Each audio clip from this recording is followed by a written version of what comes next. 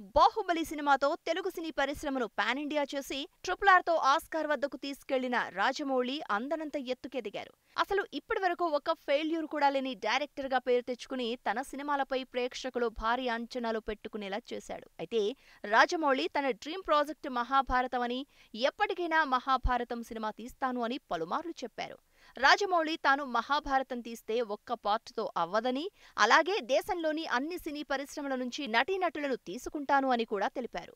ఇప్పటికే TV serials, గతంలో సినిమాల రూపంలో మహాభారతాన్ని మనం చూశాం.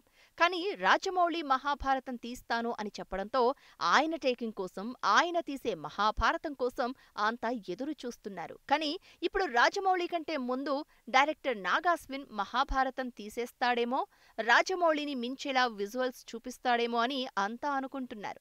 నాగార్జున దర్శకత్వంలో ప్రభాస్ ముఖ్య పాత్రలో తెరకెక్కిన కల్కి 2898 ఏడి సినిమా థియేటర్స్ లో రిలీజ్ అయింది. ఈ సినిమాలో కలియుగాంతానికి, కురుక్షేత్ర యుద్ధానికి లింక్ పెట్టి చూపించారు. దీంతో కల్కి సినిమాలో మహాభారతం విజువల్స్ కూడా చూపించారు.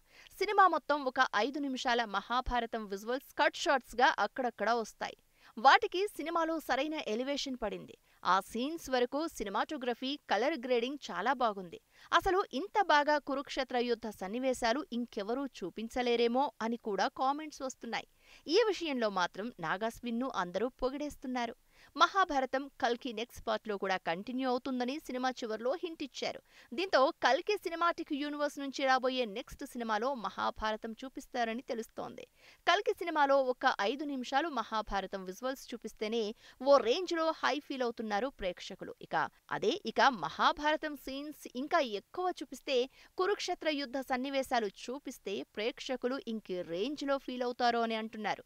దీంతో రాజమౌళి కంటే ముందే నాగార్జున తన కల్కి సినిమాటిక్ యూనివర్స్ లో మహాభారతం చూపించేస్తాడేమో అని భావిస్తున్నారు ప్రేక్షకులు. కొంతమందైతే రాజమౌళి, నాగార్జున కలిసి మహాభారతం తీస్తే అదిరిపోతుందని కూడా కామెంట్స్ చేస్తున్నారు.